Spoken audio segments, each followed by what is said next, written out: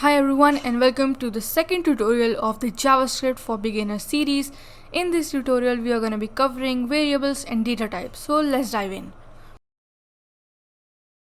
Alright, so here we are in our online IDE which is Replit. So let me make it in full screen.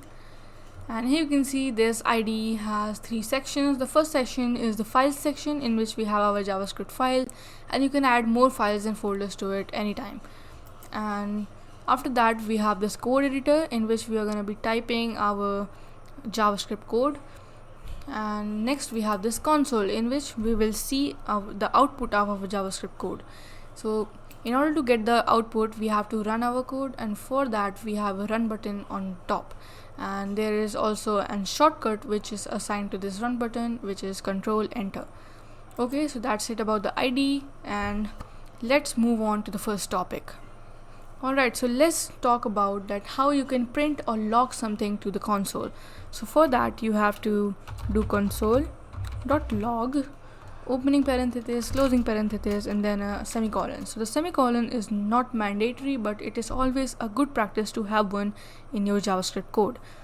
And next, whatever you wanna get printed on the console, you have to put it between these two opening and closing parentheses. So suppose I put 10 here, and if I run this code now, here you can see 10 is logged to the console. Okay, let's move on to the next topic, which is comments. So talking about comments, there are two ways you can make comments in JavaScript. The first way is to type in 2 /, and then everything you will write will be a comment. So this is a single line comment. So you can write a comment in a single line using this, and if you want to write a comment in multiple lines, you have to use a multi-line comment. So for that you have to type / asterisk and then asterisk /. So now you can write multi-line comments.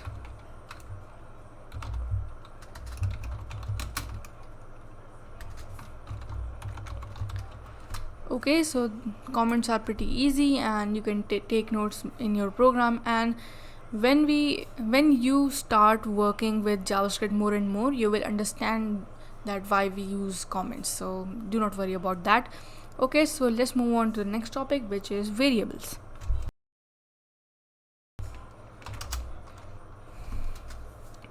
So variables in JavaScript are containers in which you can store data. So there are three ways you can make variables in JavaScript. So the first way is to use the var keyword, and the second way is to use the const keyword, and the third way is to use the let keyword. So the var keyword is used to create a variable which doesn't have a restricted scope. It means that it is globally scoped. And after that we have the const keyword, and we use this to make variables which are constant. So once you have assigned the value to the variable, you can't change it again. So that's what a constant variable is. And when you create a variable with constant or const keyword, it will have a restricted scope, and we use the let keyword to make a variable which has a restricted scope, and we can also reassign its value.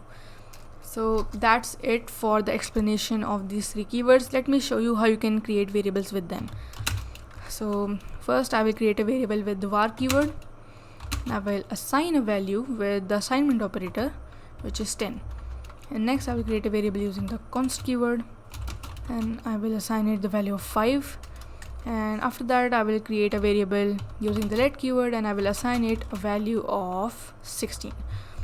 Okay, so this is how you create variables using these three keywords, and that is it for variables. Let's move on to the next topic, which is data types. So talking about data types in JavaScript, we have primitive data types and reference data types. So we will talk about reference data types in the future videos, but for this video we are only going to be talking about primitive data types. So there are 5 primitive data types. Let us see them one by one.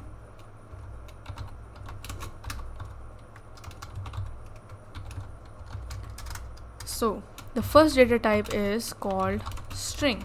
So string is anything which is enclosed in the single quotes or the double quotes.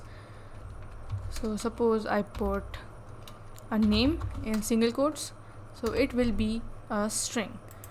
Next we have the number data type. So number is basically a number, so it can either be a decimal number or an integer. And after that we have the boolean data type. So anything which is true or false is a boolean data type in JavaScript. And after that we have the null data type. So the null data type means nothing. So the type of this data is nothing, it's empty. And after that we have the undefined data type. So the undefined data type means that you haven't defined your variable yet and it is undefined. So this is how you can declare undefined data type explicitly. And if I do something like this, it will be the same as the 10th line.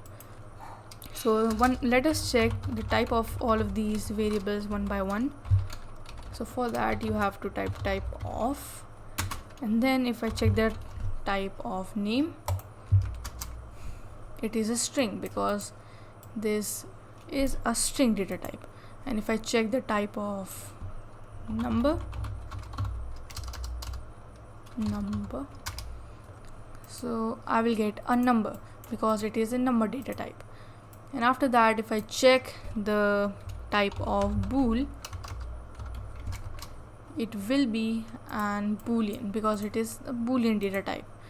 And after that if I check the type of n, it will show you object because whenever you have assigned null to a variable, it will throw a bogus value if you try to check the type of it, but it is null though. And after that let us check the value of u, and it is undefined. And after that if I check the value of un, you will get undefined again because these two lines are the same. So that is it for data types, and that is it for this video. If you enjoyed, leave a like and subscribe for the next JavaScript tutorial. Until then, see ya.